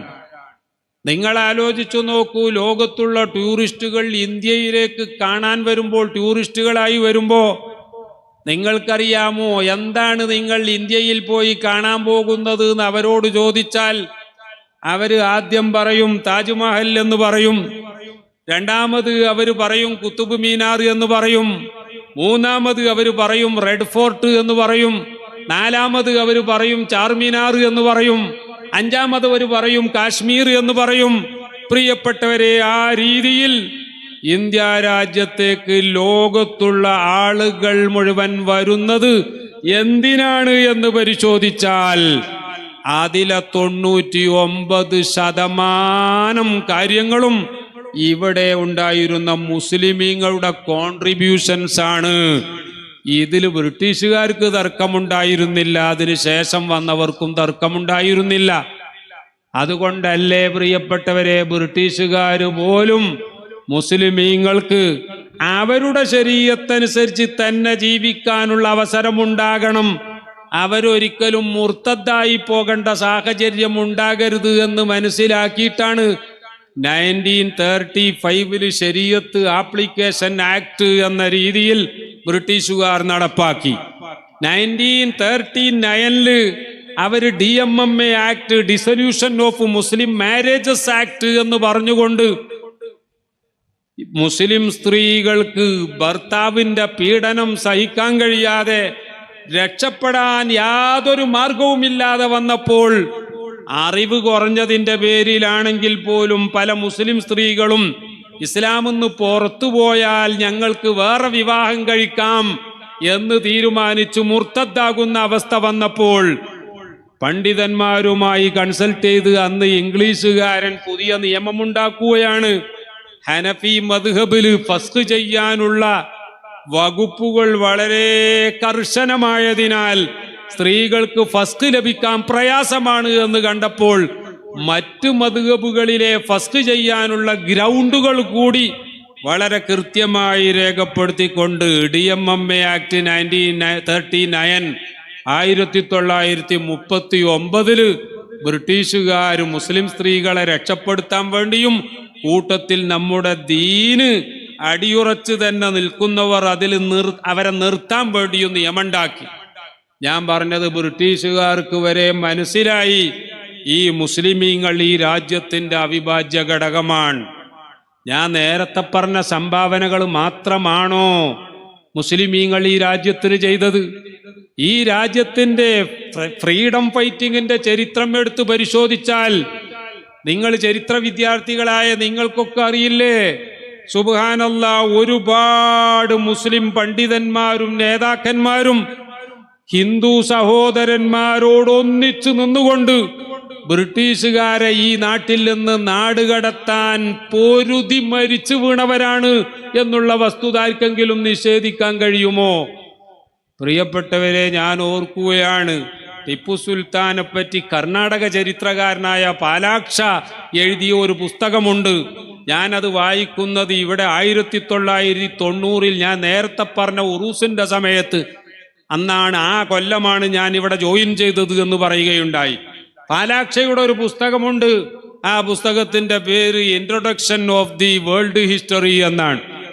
അതിൽ ടിപ്പു സുൽത്താന്റെ ദേശീയതയും അദ്ദേഹത്തിന് ബ്രിട്ടീഷുകാരോടുള്ള വിരോധവും വളരെ കൃത്യമായി രേഖപ്പെടുത്തിക്കൊണ്ട് പാലാക്ഷ എഴുതുകയാണ്. I am proud to quote here. ഞാൻ ഇവിടെ ഉദ്ധരിക്കാൻ ആഗ്രഹിക്കുകയാണ് ടിപ്പുവിനെ. ടിപ്പു എന്ത് പറഞ്ഞതാ ഞാൻ ഇവിടെ ഉദ്ധരിക്കുന്നത് എന്നറിയാമോ? അദ്ദേഹം ഈ വേൾഡ് ഹിസ്റ്ററിയുടെ ഇൻട്രൊഡക്ഷനിൽ പറയുകയാണ്, it is better to live for 2 years like a tiger than live for 200 years like a lamb. ഒരു പേടിച്ചരണ്ട ആട്ടിൻകുട്ടിയെപ്പോലെ 200 കൊല്ലം ജീവിക്കുന്നതിനേക്കാൾ ബ്രിട്ടീഷുകാരോട് പോരാടി 2 കൊല്ലമേ ജീവിക്കാൻ പറ്റൂ എങ്കിൽ ആ 2 കൊല്ലം പോരാടി ജീവിക്കാനാണ് ഞാൻ ആഗ്രഹിക്കുന്നത് എന്ന് പറഞ്ഞ ടിപ്പുവിനെ ലോകമേ ഞാൻ നിങ്ങളുടെ മുന്നിൽ പരിചയപ്പെടുത്തുകയാണ് എന്ന് എഴുതി വെച്ചത് കർണാടക ചരിത്രകാരനായ പാലാക്ഷയാണ് എന്നുകൂടി നിങ്ങൾ ഓർക്കണം. ഇനി നോക്കൂ, നിങ്ങൾ വട്ടമേശ സമ്മേളനത്തിന് പോയ മുഹമ്മദ് അലി സൂര്യനസ്തമിക്കാത്ത രാജ്യത്തിന്റെ രാജ്ഞിയുടെ മുഖത്ത് നോക്കി വിരൽ ചൂണ്ടി പറഞ്ഞത് നമ്മുടെ ചെറിയ കുട്ടികൾക്ക് പോലും അറിയാം. അദ്ദേഹം പ്രസംഗിക്കുകയാണ്, I want to go back to India if you can give the substance of freedom in my hand. നിങ്ങൾ എൻ്റെ രാജ്യത്തിന്റെ സ്വാതന്ത്ര്യം എൻ്റെ കയ്യിൽ വെച്ച് തരും എന്നുറപ്പ് തരികയാണെങ്കിൽ ഞാൻ ഇനി നാട്ടിലേക്ക് തിരിച്ചു പോകുന്നുള്ളൂ. Unless you give the freedom of India in my hand I would even prefer to die in a foreign land as long as it is a free country. നിങ്ങൾ ഞങ്ങളുടെ നാടിന് സ്വാതന്ത്ര്യം നൽകുന്നില്ല എങ്കിൽ ഒരു സ്വതന്ത്ര രാജ്യമായ വിദേശത്ത് വെച്ച് മരിക്കാൻ, ഇവിടത്തെ 6 അടി മണ്ണിൽ മരിക്കാനാണ് ഞാൻ ആഗ്രഹിക്കുന്നത് എന്ന് പ്രിയപ്പെട്ടവരെ ബ്രിട്ടീഷ് രാജ്ഞിയെ വിറപ്പിച്ചുകൊണ്ട് പ്രസംഗിച്ച മൗലാന മുഹമ്മദ് അലിയെയും സഹോദരൻ ഷൗക്കത്ത് അലിയെയും ചരിത്രം നമുക്ക് പരിചയപ്പെടുത്തി തരുന്നുണ്ട്. ഈ രാജ്യത്തിന് സ്വാതന്ത്ര്യം നേടുന്നതിൽ മുസ്ലിമീങ്ങൾ മറ്റെല്ലാവരുടെയും മുന്നിലായിരുന്നു, അല്ലാതെ ഒട്ടും തന്നെ പിന്നിലായിരുന്നില്ല. ഇതുകൊണ്ടൊക്കെ തന്നെയാണ് രാജ്യത്തിനൊരു കോൺസ്റ്റിറ്റ്യൂഷൻ ഫ്രെയിം ചെയ്തപ്പോൾ അന്ന് BR അംബേദ്കറും അന്ന് ഗാന്ധിജിയും നെഹ്റുജിയും സർദാർ വല്ലഭായ് പട്ടേലും ലാൽ ബാൽ എല്ലാവരും പ്രിയപ്പെട്ടവര്, അതില് ബാലഗംഗാധര തിലകനടക്കമുള്ള ആളുകൾ അവരുടേതായ അഭിപ്രായം പറഞ്ഞിട്ടുണ്ട് എങ്കിൽ അവസാനം ഭരണഘടന ഫ്രെയിം ചെയ്തപ്പോൾ നമുക്കൊരു കാര്യം വളരെ കൃത്യമായി ബോധ്യപ്പെട്ടു. ഒരു രാജ്യം പാകിസ്ഥാൻ എന്ന പേരിൽ ഉണ്ടായിട്ടുണ്ട് എന്നത് ശരിയാണ്. ആ രാജ്യത്തേക്ക് ഇന്ത്യ രാജ്യത്തുനിന്ന് കുറെ മുസ്ലിമീങ്ങൾ പോയിട്ടുണ്ട് എന്നതും ശരിയാണ്. ആ നാട്ടിൽ നിന്ന് കുറെ ഹിന്ദുക്കൾ ഇന്ത്യയിലേക്ക് വന്നിട്ടുണ്ട് എന്നതും ശരിയാണ്. ഒരു കാര്യം ഞാൻ ഇവിടെ ഊന്നി പറയാൻ ആഗ്രഹിക്കുകയാണ്. മുസ്ലിമീങ്ങളോട് ഇടക്കിടക്ക് പാകിസ്ഥാനിൽ പോകണമെന്ന് പറയുന്നവരോട് ഒരു കാര്യം പറയാനുണ്ട്. പാകിസ്ഥാനിൽ ഇങ്ങോട്ട് വന്നവരോട് പോകാൻ പറയല്ലേ വേണ്ടത്, അല്ലാതെ ഈ നാട്ടുകാരോട് പാകിസ്ഥാനിലേക്ക് പോകാനാണോ പറയേണ്ടത്? പാകിസ്ഥാനിൽ വന്നവരുടെ ഒരു കണക്കെടുത്തു നോക്കിയാൽ ഇപ്പോഴും ഇന്ത്യ രാജ്യം ഭരിക്കുന്ന പാർട്ടിയുടെ മുതുമുത്തച്ഛന്മാരായി മരിക്കാതെ ഇപ്പൊ ജീവിക്കുന്ന പല മുൻ മന്ത്രിമാരടക്കം പാകിസ്ഥാനിലേക്ക് പോവുകയോ നാട് കടത്തുകയോ ചെയ്യപ്പെടേണ്ടവരായി ഉണ്ട് എന്നതാ വസ്തുത. ഞാൻ പറഞ്ഞത് അങ്ങനെ മുസ്ലിമീങ്ങൾക്ക് വേണ്ടി എന്ന് പറഞ്ഞുകൊണ്ട് മുസ്ലിമീങ്ങളെ ക്ഷയിപ്പിക്കാൻ ഒരു പാകിസ്ഥാൻ ഉണ്ടായി എങ്കിൽ നമ്മൾ ഒരിക്കലും ആ പാകിസ്ഥാനെ സപ്പോർട്ട് ചെയ്യുന്നില്ല. എന്നല്ല, ഈ വലിയ സദസ്സിനെ മുൻനിർത്തി സാക്ഷിയാക്കി ഞാൻ ഒരു കാര്യം ഇന്ത്യ രാജ്യത്തെ ഭരണാധികാരികളോട് പറയുകയാണ്. പുൽവാമയുടെ പേരിൽ കഴിഞ്ഞപ്പോൾ നിങ്ങൾ ഞങ്ങളോട് ആവശ്യപ്പെട്ടിട്ടില്ല.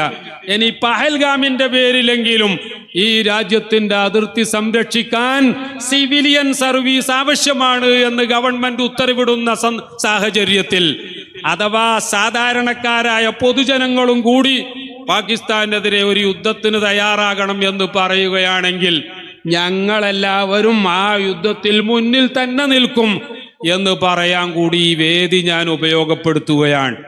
പ്രിയപ്പെട്ടവരെ, നമ്മളൊരിക്കലും തീവ്രവാദത്തിനോ അല്ലെങ്കിൽ ഭീകരവാദത്തിനോ അതുമല്ലെങ്കിൽ വിഘടനവാദത്തിനോ അല്ലെങ്കിൽ ഉഗ്രവാദത്തിനോ ഈ തരം വാദങ്ങൾക്കൊന്നും നമ്മളൊരു കാലത്തും നമ്മൾ സപ്പോർട്ട് ചെയ്യില്ല എന്ന് മാത്രമല്ല, ഒരു ശരിയായ മുസ്ലിമിന് അത്തരം വാദങ്ങളെ ഒന്നും സപ്പോർട്ട് ചെയ്യാൻ പറ്റുകയുമില്ല. ഞാൻ പറഞ്ഞതിൻ്റെ ഭാഗം തന്നെ തുടരട്ടെ. പാകിസ്ഥാൻ എന്ന് പറഞ്ഞുകൊണ്ട് ഒരു രാജ്യം സൃഷ്ടിക്കപ്പെട്ടു എങ്കിലും കോടാനുകോടി ജനങ്ങൾ അവര് പാകിസ്ഥാനിലേക്ക് പോകാതെ ഞങ്ങൾ ജനിച്ച ഇന്ത്യ എന്ന് പറയുന്ന ഞങ്ങളുടെ ഈ മണ്ണിൽ തന്നെ ഞങ്ങൾ ജീവിക്കണമെന്നും മരിക്കുമ്പോൾ ഞങ്ങൾ ഇവിടെ തന്നെ മരിക്കും എന്ന് പറഞ്ഞുകൊണ്ട് പാകിസ്ഥാനിലേക്ക് പോകാൻ കൂട്ടാക്കാതെ ഈ നാട്ടിൽ ജീവിച്ചവരാണ് ഇവിടുത്തെ കോടിക്കണക്കിന് മുസ്ലിമീങ്ങൾ. അവരൊരിക്കലും പാകിസ്ഥാനിൽ പോകേണ്ടവരല്ല. പ്രിയപ്പെട്ടവരെ, അവർ ഇവിടെ തന്നെ നിൽക്കുന്ന മറ്റാരെ പോലെയുമുള്ള തുല്യ അവകാശവും തുല്യ അവസരവും ഭരണഘടന വിഭാവനം ചെയ്യുന്ന എല്ലാ ഫണ്ടമെന്റൽ റൈറ്റ്സും, ഞാൻ ഫണ്ടമെന്റൽ റൈറ്റ്സ് മാത്രം പറയുന്നില്ല, ഫണ്ടമെന്റൽ ഡ്യൂട്ടിയും എല്ലാം ഉള്ളവരാണ് മുസ്ലിമീങ്ങൾ എന്ന് ഞാൻ ഒന്നുകൂടി പ്രത്യേകം തന്നെ ഊന്നിപ്പറയാൻ ആഗ്രഹിക്കുകയാണ്. പ്രിയപ്പെട്ടവരെ, ഈ രീതിയിൽ ഈ രാജ്യത്തിന് വേണ്ടിയുള്ള ഫ്രീഡം ഫൈറ്റിങ്ങിൽ, സ്വാതന്ത്ര്യ സമരത്തിൽ എല്ലാം വളരെ ശക്തിയായ സേവനം ചെയ്തതുകൊണ്ടാണ് കോൺസ്റ്റിറ്റ്യൂഷൻ ഫ്രെയിം ചെയ്തപ്പോൾ ഞാൻ നേരത്തെ പറഞ്ഞ BR അംബേദ്കറും നെഹ്റുജിയും അടക്കമുള്ളവർ ഈ രാജ്യത്തെ ഭരണഘടനയിൽ ആദ്യം 14 നമ്പർ അഥവാ നമ്മുടെ കോൺസ്റ്റിറ്റ്യൂഷന്റെ ആർട്ടിക്കിൾ 14 എഴുതി വെച്ചു. ആ ആർട്ടിക്കിൾ 14 പ്രകാരം ഈ രാജ്യത്തെ എല്ലാവരും സമമാണ്. പ്രിയപ്പെട്ടവരെ, അതിൻ്റെ അപ്പുറം 15ഉം 16ഉം 17ഉമായി യാതൊരു വിവിധ വകതിരിവും ഈ രാജ്യത്തെ പൗരന്മാർക്കിടയിൽ ഉണ്ടാകാൻ പാടില്ല എന്ന് പറയുമ്പോൾ ജാതിയുടെയോ മതത്തിൻ്റെയോ വർഗത്തിൻ്റെയോ വർണ്ണത്തിൻ്റെയോ ലിംഗത്തിൻ്റെയോ ദേശത്തിൻ്റെയോ ഭാഷയുടെയോ ജന്മസ്ഥലത്തിൻ്റെയോ പേരിലുള്ള, നോക്കണം, ജാതിയുടെയോ മതത്തിൻ്റെയോ വർഗത്തിൻ്റെയോ വർണ്ണത്തിൻ്റെയോ അല്ലെങ്കിൽ ലിംഗത്തിൻ്റെയോ ദേശത്തിൻ്റെയോ ഭാഷയുടെയോ ജന്മസ്ഥലത്തിൻ്റെയോ പേരിൽ യാതൊരു ഡിസ്ക്രിമിനേഷനും പാടില്ല എന്ന് എഴുതി വച്ച ഉത്തമമായൊരു ഭരണഘടന യൂറോപ്പിൽ നമുക്ക് കാണാൻ പറ്റില്ല, അമേരിക്കയിൽ നമുക്ക് കാണാൻ പറ്റില്ല. ഇവിടെ ഒരു മതം മാത്രമേ ഉണ്ടായിരുന്നുള്ളൂ എങ്കിൽ, അല്ലെങ്കിൽ ഉണ്ടാകാൻ പാടുള്ളൂ എന്നാണെങ്കിൽ ഇങ്ങനെ ഒരു കോൺസ്റ്റിറ്റ്യൂഷനും ഉണ്ടാകുമായിരുന്നില്ല. പക്ഷേ ഈ രാജ്യത്തിന് നൂറ്റാണ്ടുകളായി വലിയ സേവനം ചെയ്ത മുസ്ലിമീങ്ങൾ അടക്കമുള്ള എല്ലാ മതക്കാരും, അതുപോലെ തന്നെ ഇവിടെ മറ്റൊക്കെ ഏതൊക്കെ ജാതി വ്യവസ്ഥയുണ്ടോ ആ ജാതി വ്യവസ്ഥയിൽ ഏറ്റവും താഴെ കിടക്കുന്ന ശൂദ്രനാണെങ്കിലും ഏറ്റവും മേലെയുള്ള ബ്രാഹ്മണനാണെങ്കിലും എല്ലാവർക്കും തുല്യ അവകാശം നൽകുന്നതാണ് പ്രിയപ്പെട്ടവരെ നമ്മുടെ ഭരണഘടന എന്ന് പറയുന്നത്. ആ ഭരണഘടന ആ രീതിയിൽ നമ്മുടെ fathers and mothers of our constitution, നമ്മുടെ ഭരണഘടനയുടെ ഉപജ്ഞാതാക്കൾ ആ രീതിയിൽ എഴുതി വെച്ചത് ഈ രാജ്യത്തിന്റെ ഏറ്റവും വലിയ മുഖമുദ്ര യൂണിറ്റി ഇൻ ഡൈവേഴ്സിറ്റി എന്നാണ്. നാനാത്വത്തിൽ ഏകത്വം എന്നുള്ള വലിയ തത്വമാണ് പ്രിയപ്പെട്ടവരെ. അല്ലാമ ഇക്ബാൽ പറയുകയുണ്ടായി, യൂനാനോ മിസ്രോ റോമ सब मिट गए जहां से अब तक मगर है बाकी नामो निशान हमारा मजहब नहीं सिखाता आपस में बैर रखना हिंदी है हम हिंदी है हम हिंदी है हम वतन हिंदुस्तान हमारा. ഇത് ഞങ്ങൾ പാകിസ്ഥാനിലേക്ക് പോകുമെന്നോ ഞങ്ങളെ അങ്ങനെ പറഞ്ഞയക്കാൻ പറ്റുമെന്നോ ആരെങ്കിലും സ്വപ്നം കാണുന്നെങ്കിൽ അതൊരിക്കലും നടക്കുകയില്ല. ഞങ്ങൾ ഈ മണ്ണിന്റെ മക്കളാണ്, ഇവിടെ ജനിച്ചതുപോലെ ഇവിടെ ജീവിക്കുകയും ഇവിടെ മരിക്കുകയും ചെയ്യും.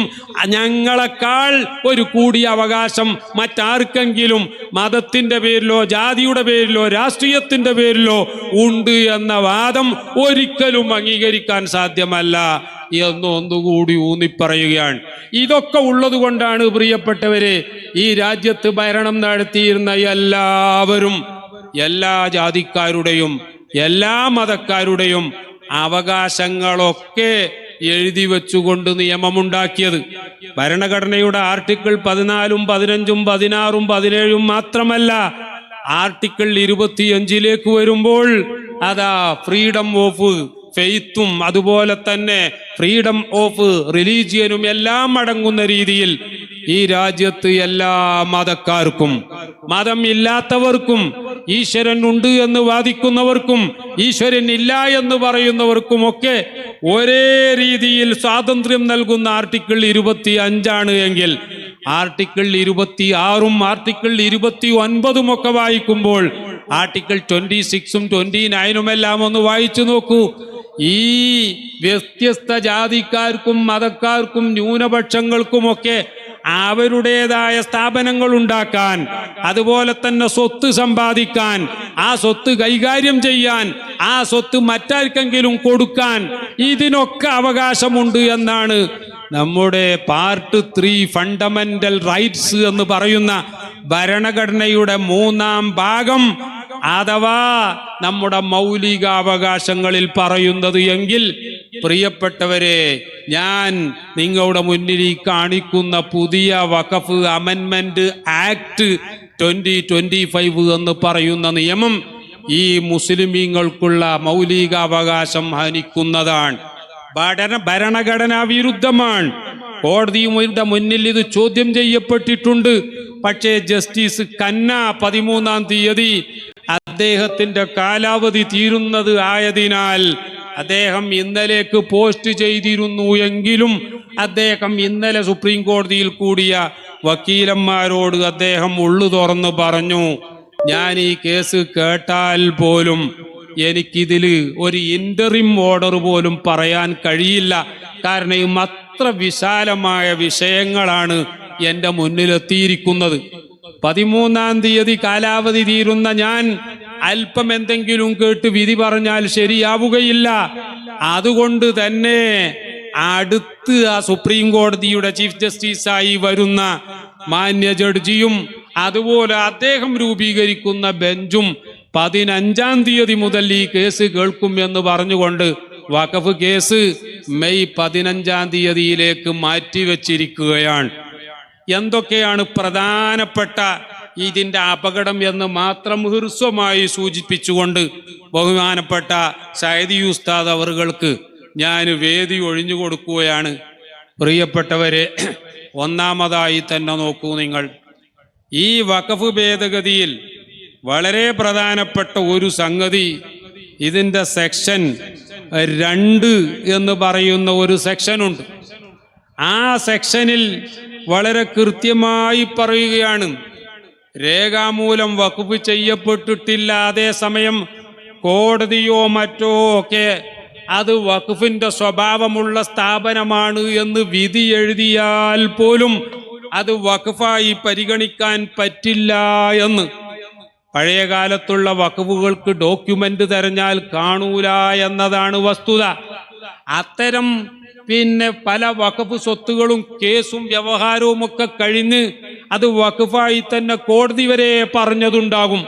എന്നാൽ അതൊന്നും തന്നെ വഖഫായി കാണാൻ സാധിക്കുകയില്ല എന്ന് പുതിയ ഭേദഗതി സെക്ഷൻ 2 പ്രത്യേകം പറയുന്നു എങ്കിൽ അത്തരം വഖഫുകൾ വഖഫല്ലാതായി മാറുകയും അത് മറ്റുള്ളവർ കയ്യേറുകയും ചെയ്യും എന്ന് വന്നാൽ ഈ രാജ്യത്തെ ഒട്ടനവധി വഖഫുകൾ നൂറ്റാണ്ടുകൾ പഴക്കമുള്ളതാണ്.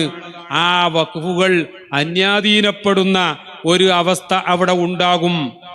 അതിൻ്റെ പുറമെ മറ്റൊരു കാര്യം നോക്കൂ നിങ്ങൾ, വഖഫിന്റെ കൃത്യമായ കണക്കെടുക്കാൻ 1995 വഖഫ് നിയമത്തിൽ ഒരു സർവേ കമ്മീഷണറെ നിശ്ചയിക്കാനുള്ള വളരെ കൃത്യമായ അഥവാ സെക്ഷൻ 2 സബ് ക്ലോസ് പി എന്ന് പറയുന്ന ഒരു സബ് ക്ലോസ് ഉണ്ടായിരുന്നു.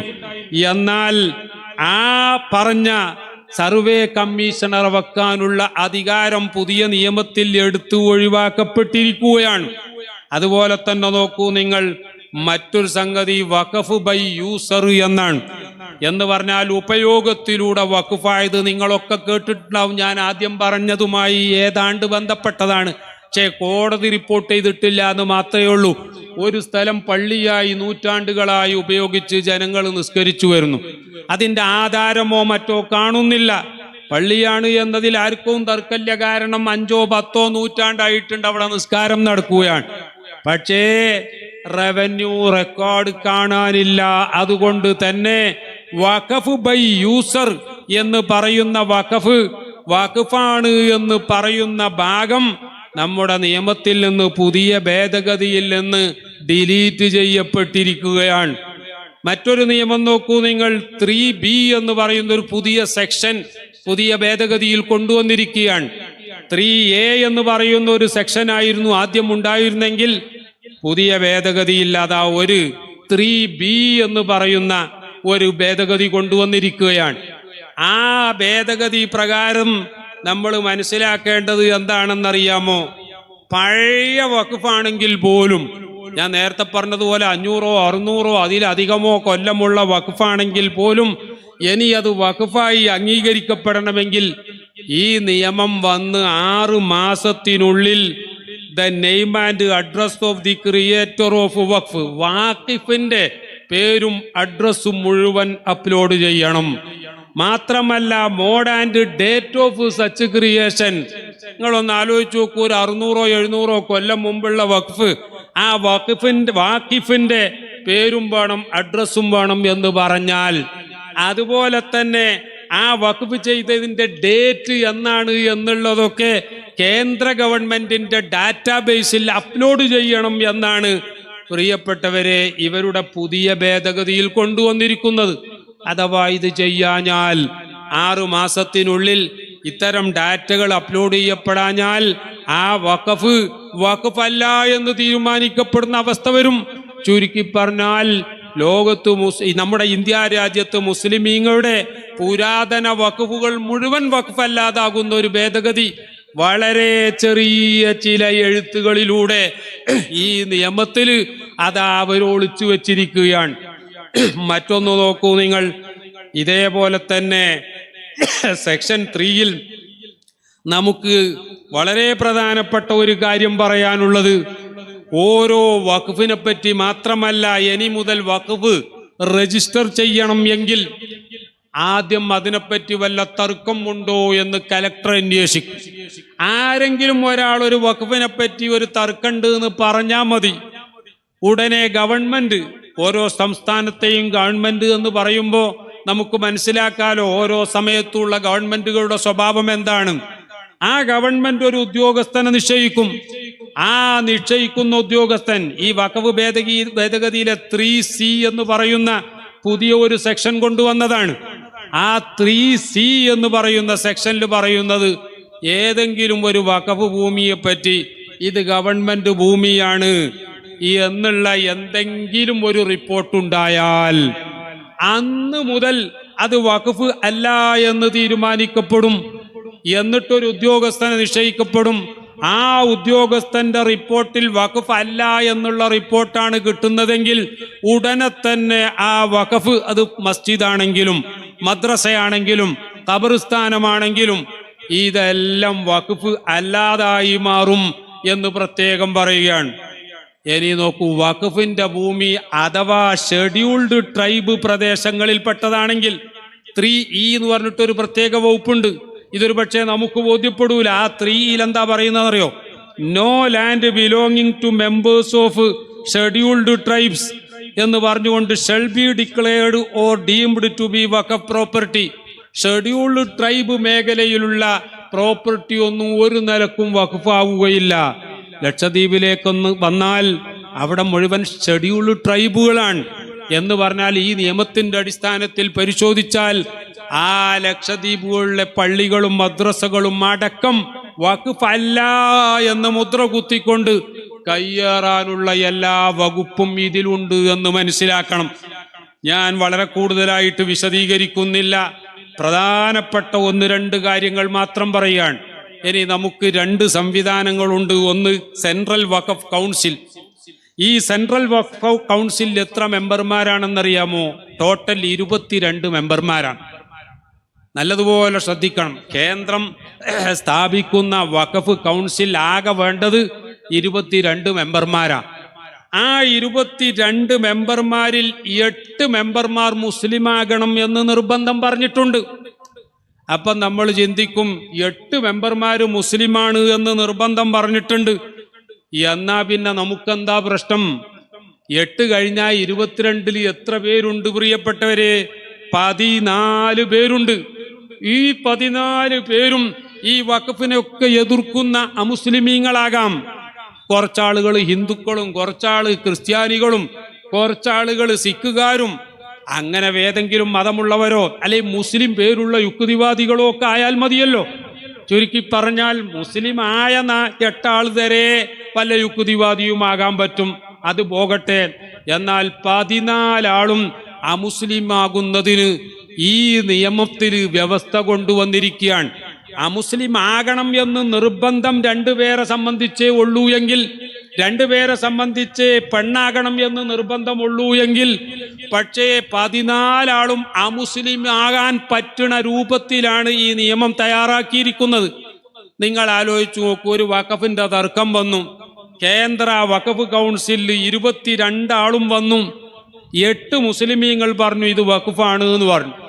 14 പേരും അമുസ്ലിമീങ്ങളാണ്, അവര് പറഞ്ഞു ഇത് വഖഫ് അല്ല എന്നും പറഞ്ഞു. ഈ വഖഫ് മുഴുവൻ ആ ഓരോറ്റ സിറ്റിങ്ങിൽ തന്നെ വഖഫ് അല്ലാതായിപ്പോ. ഇനി സംസ്ഥാനങ്ങളിലെ വഖഫ് ബോർഡുകളെ പറ്റി നിങ്ങളൊന്ന് പരിശോധിച്ചു നോക്കൂ. ആകെ 11 പേരാണ് വേണ്ടത് വഖഫ് ബോർഡുകളിൽ. ആ 11 പേരിൽ വെറും 4 പേർ മുസ്ലിമീങ്ങളാകണം എന്ന് നിർബന്ധമുണ്ട്, 2 പേര് ഹിന്ദുക്കളാകണം എന്നുമുണ്ട്. എന്നാൽ 11 പേരിൽ 4 ആള് കഴിച്ചാൽ 7 പേരും അമുസ്ലിമീങ്ങളാകാൻ പറ്റിയ രൂപത്തിലാ തയ്യാറാക്കപ്പെട്ടത്. അപ്പൊ വഖഫ് ബോർഡിൽ വരെ വരുന്ന തർക്കങ്ങളിൽ വഖഫ് ബോർഡിലെ മുഴുവൻ മെമ്പർമാരായ 11 പേരും ചേർന്നിരുന്നാൽ ആ 11 പേരിൽ 4 പേര് മാത്രമേ മുസ്ലിമീങ്ങൾ ഉള്ളൂ എങ്കിൽ ബാക്കി 7 പേരും അമുസ്ലിമീങ്ങളുമാകുമ്പോൾ വഖഫ് ബോർഡിനു പോലും വഖഫിന്റെ താല്പര്യം രക്ഷിക്കാൻ പറ്റാത്ത രീതിയിൽ വരും എന്നതാണ് വസ്തുത.